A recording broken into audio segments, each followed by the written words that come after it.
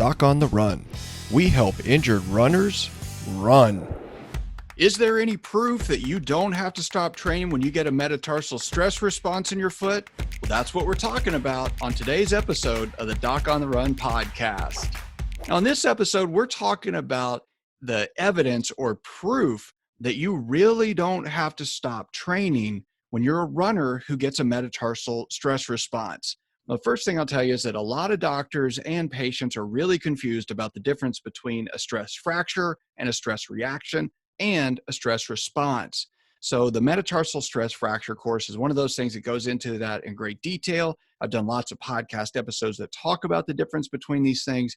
But when you get a stress response and you go to see the doctor and you're diagnosed with a stress response in the metatarsal, that sends off alarm bells. And a lot of times doctors will look at an MRI, they see some inflammation within the bone, they tell you have a stress response, and they tell you you're heading for trouble, you need to back off, you need to slow down, you need to stop running. Now that is not always the case. And so today I thought maybe we could just talk a little bit about what proof there is that you really don't need to stop running all the time when you get a metatarsal stress response.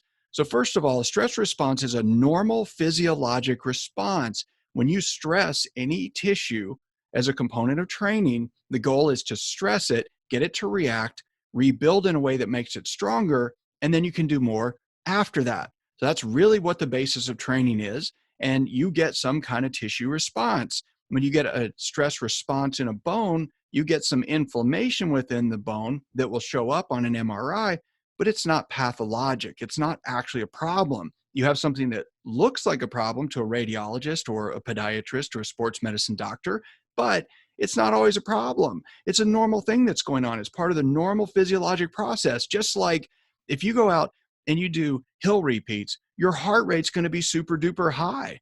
That's not a problem. That's a normal physiologic response. But if you were sitting in the doctor's office, sitting in a chair, and they checked your blood pressure and your blood pressure was really, really high and your heart rate was 185 beats per minute, they would assume something is really wrong with you. But when you're exercising, that's normal. And after exercise, you have responses that are also normal. So the first study to talk about was in the American Journal of Sports Medicine back in 2014. And the title of the study was Bone Marrow Edema Lesions in the Professional Runner. And in this study, they looked at some professional athletes and they noticed that a lot of athletes who were asymptomatic, meaning they did not have pain, they didn't have discomfort, they weren't limping, they didn't complain about anything, but on MRI, they had what we call bone marrow edema lesions, meaning something that looks abnormal on an MRI.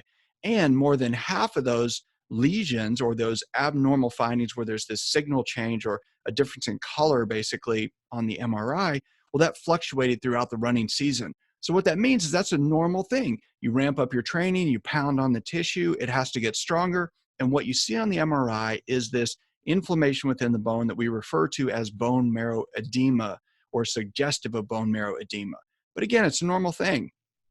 Now, what the authors of this study concluded is that when you see that and you're a doctor, you should not immediately consider this to be a problem. It's not related to what we call clinical complaints or the patient being worried about it. And therefore, it should not lead to an alteration of your training program. So in effect, the doctors that did this study said, this is not something that leads you to change the runner's routine. You don't really have to do that. The second study to talk about is one that's really interesting. This was from the Trans-Europe Foot Race. And so the Trans-Europe Foot Race is a multi-stage race that goes for days across Europe. It's 3,200 miles approximately that you run in a stage race. And what they did was they did serial MRIs on 22 different people who were enrolled in the study, who were runners, who were doing the Trans-Europe Foot Race. So they basically did MRIs of them over and over throughout the course of the study. And what they found was the same thing, is that those things that we consider lesions or abnormal findings or signal change on an MRI, those things that suggest a stress fracture starting to develop, well, it's actually a stress response and it's normal. And so that would come and go throughout the course of the race. So not only can the amount of edema or something that looks abnormal fluctuate on an MRI throughout the course of your training season, it can actually fluctuate through the course of a single race if you're doing a really high mileage, multi-day race. And if you have a little bit of pain from some particular injury, if you do a 50-mile trail race and you roll your ankle during the race and you get an MRI a few days after, you're probably going to have a doctor tell you that you have a bunch of different stress fractures, if not at least one stress fracture, even if that doesn't hurt and you're not complaining about that particular metatarsal bone. So you have to take this with a grain of salt, and you need to think about how bad it really is. You need to think about how much it hurts. You need to think about how much it hurts when you run. And if you're not sure if you have a stress reaction, a stress response, or a stress fracture, you should probably go through the metatarsal stress fracture course for runners, where I go through that in more detail. Or check out some more of the episodes of the Doc on the Run podcast where I talk about those things in detail so you can figure out, is it really a problem or not? Do you really need to reduce your mileage or not? And make sure that you talk about those differences and those subtle differences with your doctor when they're telling you that you have to stop running. Because the only way you can maintain your running fitness and get back to running as quickly as possible is if you take some specific steps to reduce the stress and strain to that injured piece of tissue and maintain the fitness and everything else. But if it's just a stress response, that is a normal thing, just like your heart rate being high when you're doing hill repeats. So make sure you know what the difference between those conditions are. And then when you go to your doctor, you'll be better armed to have a thorough discussion with them and figure out whether or not you really need to back off of running. That is how you get back to running as quickly as possible. Doc on the Run. We help injured runners run.